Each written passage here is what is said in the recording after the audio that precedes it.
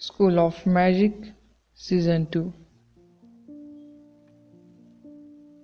Title: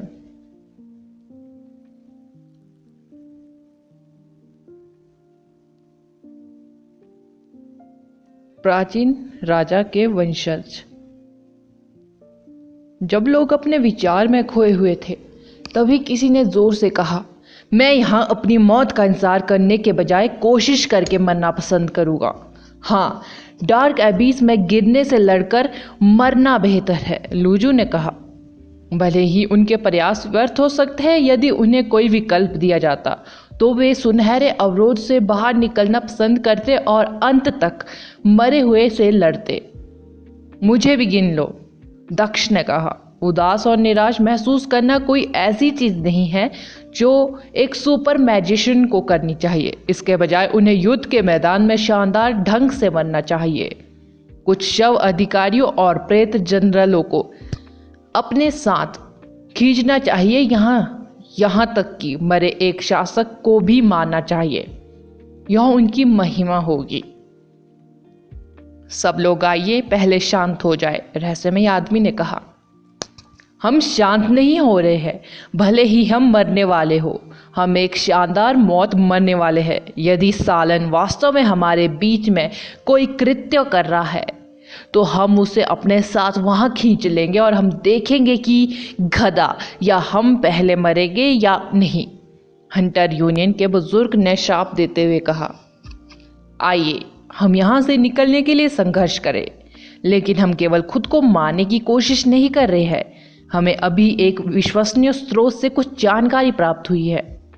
dark Abies घातक हो सकता है, इतना घातक कि आदित्य और नीदरलैंड के असली शासक भी इससे बच नहीं सकते।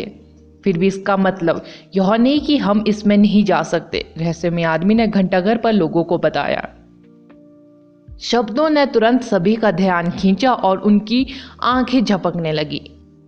क्या डार्क एबीस में जाना संभव है? वास्तव में डार्क एबीस में प्रवेश करने का कोई रास्ता है? यहाँ तक कि आदित्य जैसा मजबूत मैजिशियन भी इसमें फंस गया था। वे यह भी नहीं बता सके कि वो अभी जीवित है या नहीं। उनमें से आदित्य से अधिक शक्तिशाली कोई नहीं था। यदि वे डार्क एबीस में कूद पड़े तो संभवतः उनकी मृत्यु हो जाएगी। अब हम पुष्टि कर सकते हैं कि डार्क एबीस प्राचीन राजा की शाही कब्र है, रहस्यमयी आदमी ने कहा। 2000 साल पहले जब वह चिर निद्रा में सो गया तो उसने मौत का गड्ढा बनाया ताकि कोई उसकी शांति में खलन न डाले। जिस व्यक्ति ने उन्हें पत्र भेजा था उसने जानकारी का सत्यापन किया था। यह तथ्य कि प्राचीन राजा का शाही मकबरा अंधेरे रसतल या कहे डार्क एबीस के नीचे स्थित था, अविश्वसनीय रूप से चौंकाने वाला था। इसने बताया कि इतने सालों के बाद भी कोई भी कब्र का पता लगाने में कामयाब क्यों नहीं हुआ। मरे हुओं के पूर्वज यक्षयंत्र हजारों साल पुरानी जादुई सभ्यता में अब तक की सबसे बड़ी महत्वाकांक्षा वाले सम्राट थे। अर्थ एलिमेंट में उनकी प्रतिभा अविश्वसनीय रूप से चौंकाने वाली थी। चीन की महान दीवार की सही स्थिति, जो अभी भी उत्तर में डीमन बिस्टों को रोक रही थी, उनकी सबसे बड़ी उपलब्धियों में से एक थी। जीवित होने पर एक महान प्रतिभा, लेकिन मरने पर एक भयानक भूत। यह किन राजवंश के सम्राट यक्षयंत्र के लिए एकदम सही वर्णन था। डार्क एबीस के नीचे उसकी शाही कब्र रखने की क्षमता वर्तमान युग के मैजिशियनों के लिए अभी भी चौंकाने वाली थी।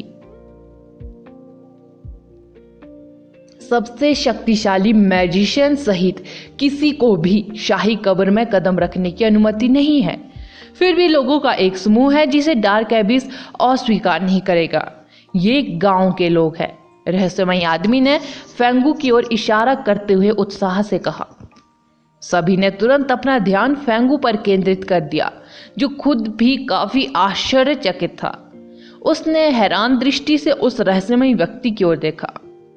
मरे हुए लोग खतरनाक गांवों के लोगों पर हमला नहीं करेंगे क्योंकि वे प्राचीन राजा के वंशज हैं।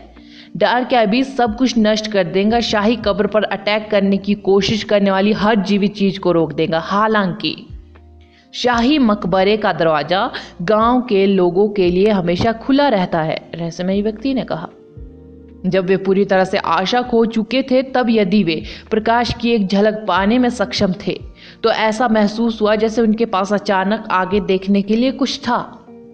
यह प्रयास के लायक था, कम से कम यह असहाय होकर उनकी मृत्यु की प्रतीक्षा करने से तो बेहतर था।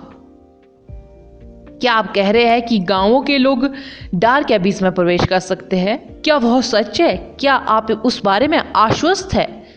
आप इसके बारे में कैसे आश्वस्त हो सकते हैं? जूमैंग ने कड़ी नजर के साथ तेजी से आगे कहा।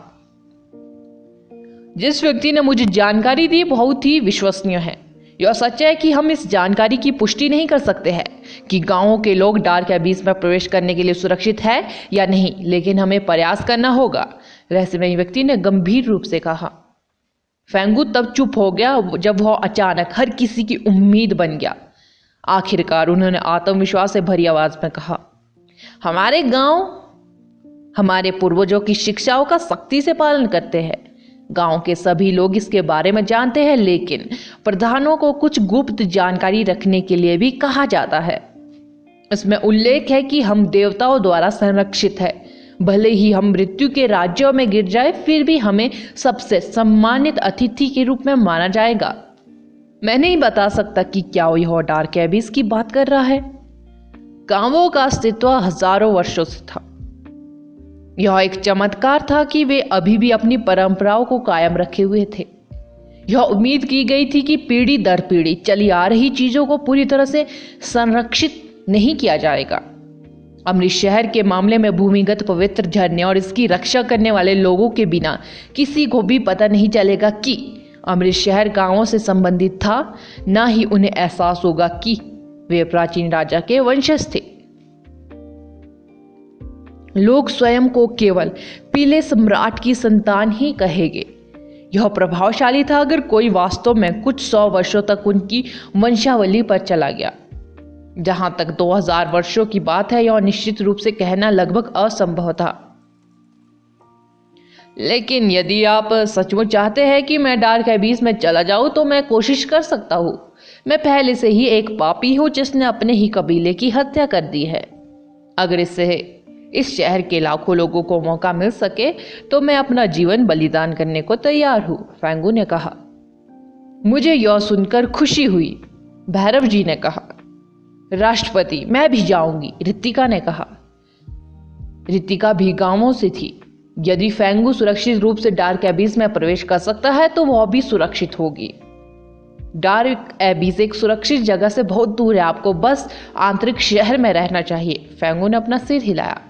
फेंगू, क्या मैं आपसे कुछ पूछ सकता हूँ? समीर ने पूछा। हाँ पूछो, फेंगू ने कहा। जब मैं सनी बकरी गांव में था तो मैंने घरों के बाहर ऐश प्लम देखा। समीर ने अपना वाक्य पूरा नहीं किया।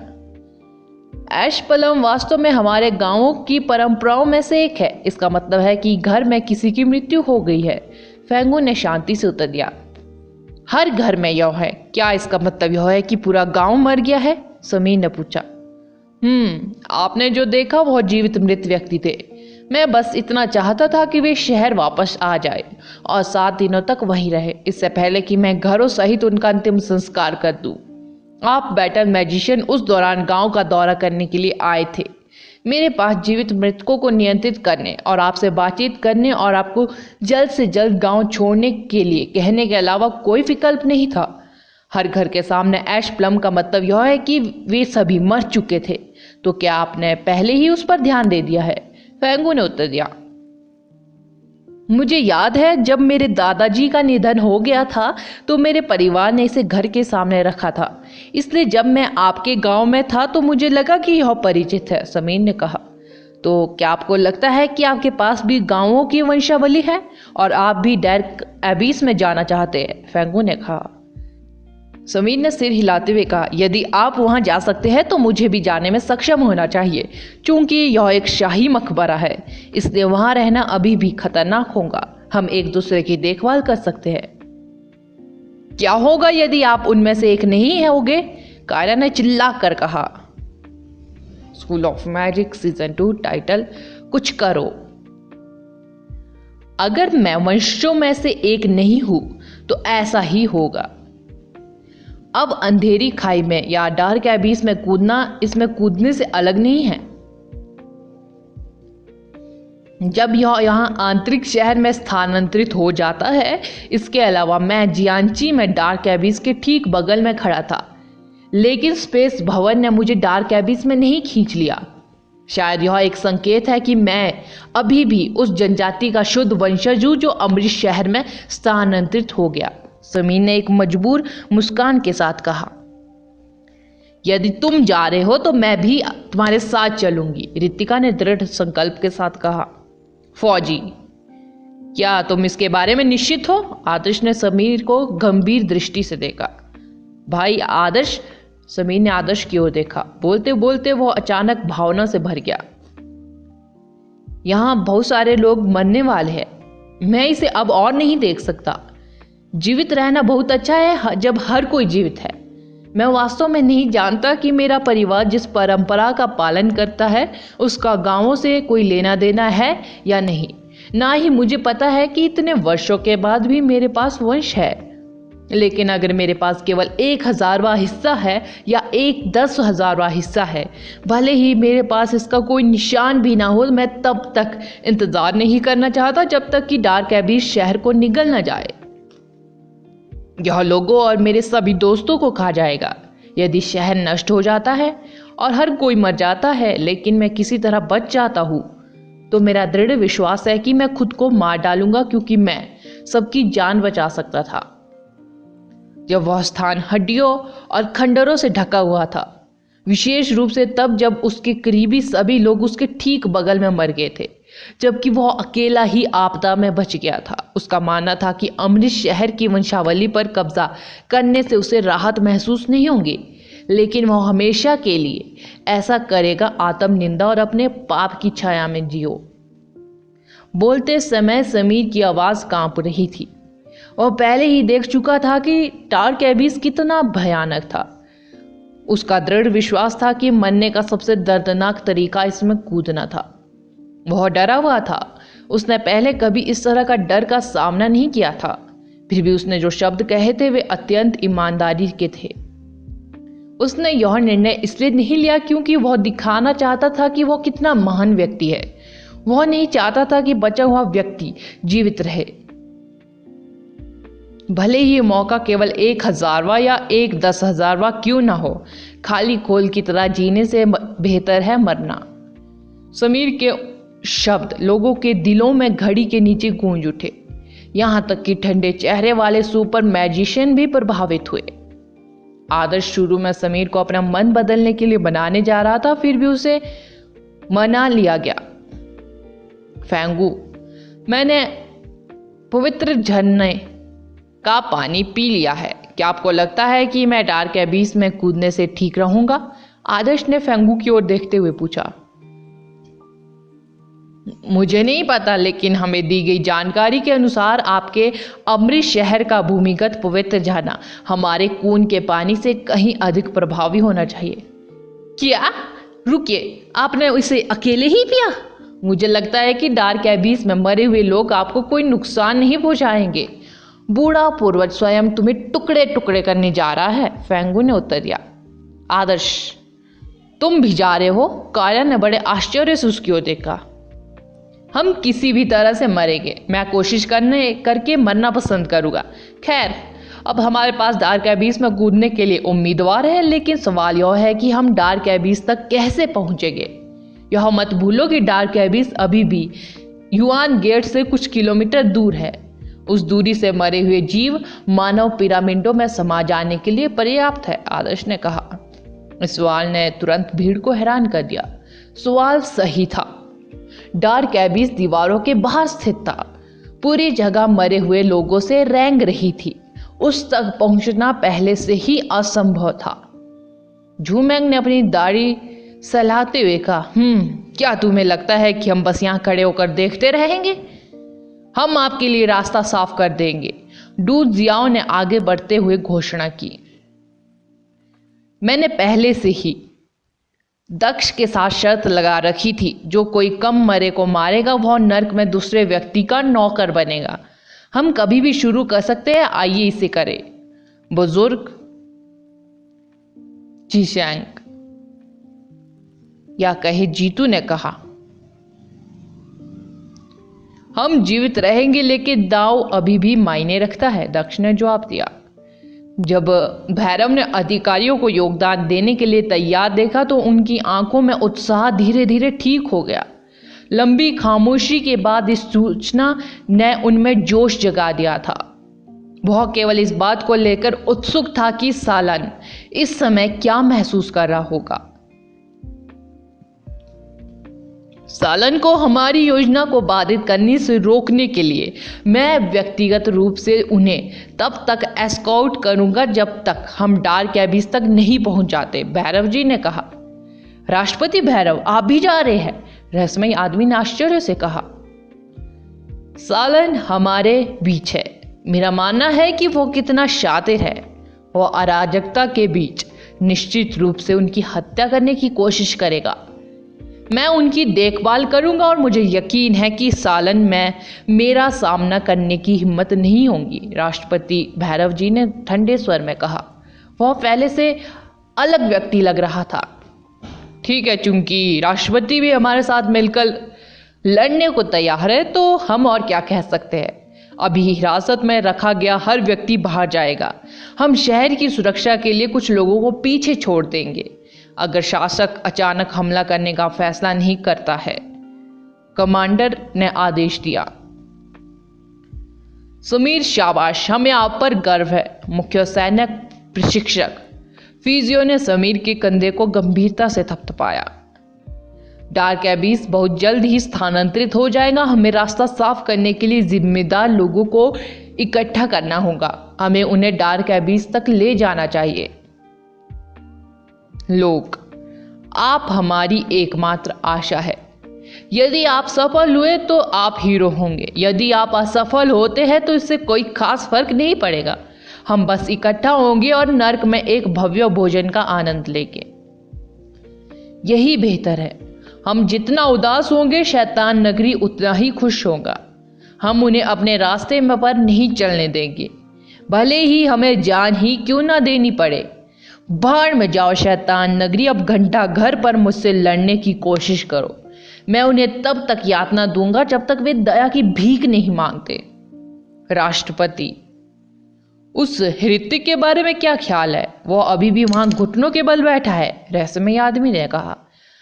अगर वह आदमी खुद को दिखाने की हिम्मत करता है तो उसे सालन के लिए मरने के लिए तैयार रहना चाहिए। उसे घड़ी से बांध दो, पूरे शहर को उसका चेहरा देखने दो, राष्ट्रपति भैरव ने कहा। रजावत, उसने वास्तव में सालन के लिए मरने की तैयारी की थी। वो बस जमीन पर घुटनों के बल बैठ गया जैसे वो किसी देवता की पूजा कर रहा हो। वह पूरी तरह से पागल था। उसके जैसे व्यक्ति को मारना भी व्यर्थ था। बेहतर होगा कि पहले उसे बांध दिया जाए। एक बार जब वे स्थिति को सुलझाने में कामयाब हो गए तो वे उसे भुगतान करना सुनिश्चित करेंगे। रजावत को मैजिस्ट्रों द्वारा सील कर दिया गया और उसे जंजीरों से घड़ी पर, क्लॉक टावर की घड़ी पर लटका दिया गया। हालांकि रजावत वह बलिदान देने के लिए तैयार था। वह पागलों की तरह मुस्कुराता रहा और उत्सव के बारे में शब्द बड़बड़ाता रहा, प्रार्थना करता रहा, सालन, मृत्यु का देवता इत्यादि। लोगों ने उसे अनदेखा कर दिया। अब सभी का लक्ष्य एक ही है और वे इसे हासिल करने के लिए अपना सर्वश्रेष्ठ प्रयास करेंगे। याओ टिंग, क्या आप इन्हीं लोगों की व्यवस्था कर सकते हैं? भैरव ने पूछा। ये केवल वही उपलब्ध है। हमें अभी भी शहर की सुरक्षा के लिए लोगों की आवश्यकता है। अन्यथा जब हम शहर से बाहर होंगे तो यदि सुरक्षा अवरोध टूट जाएगा तो मरे हुए लोग आसानी से भीतरी शहर पर अटैक कर देंगे। नतीजा अब भी वैसा ही होने वाला है। बहुत सही है। हमें शहर की रक्षा के लिए पर्याप्त लोगों की आवश्यकता है, इसलिए शैतान नगरी अराजकता के बीच ज्यादा कुछ नहीं कर पाएगा, लूजू ने कहा। रहस्यमयी आदमी ने कहा, यह कहीं भी पर्याप्त नहीं है। हम इन संख्या के साथ डार्क एबिस तक नहीं पहुंच पाएंगे। जीतू ने कहा, मेरे पास एक योजना है लेकिन इसमें बहुत सारे बलिदान शामिल हो सकते हैं। स्वैच्छिक बलिदान। जीतू का सुझाव सुनते ही सभी की अभिव्यक्ति बदल गई, कुछ ने तो अपना सिर भी हिला दिया। हालांकि जीतू ने फिर से जोर देकर कहा कि यह एकमात्र तरीका है, मैंने इसे स्पष्ट कर दिया है। यह स्वैच्छिक होगा, खुद से बलिदान देना। हमें स्वयं सेवकों को इकट्ठा करना चाहिए और चाहे वे कितने भी हो, हमें योजना के साथ आगे बढ़ना होगा। समय कम होता जा रहा है, फिर हम उन्हें सच बताएंगे। आम लोग कमजोर है, मुझे संदेह है कि वे स्वेच्छा से भी काम करेंगे। आखिरकार वे मैजिशियन नहीं है। स्वेच्छा से बलिदान, खुद को मरे हुए के हवाले अपनी मर्जी से करना। स्कूल ऑफ मैजिक सीजन 2 का अगला एपिसोड जानने के लिए बने रहे मेरे इस चैनल के साथ। Thank you.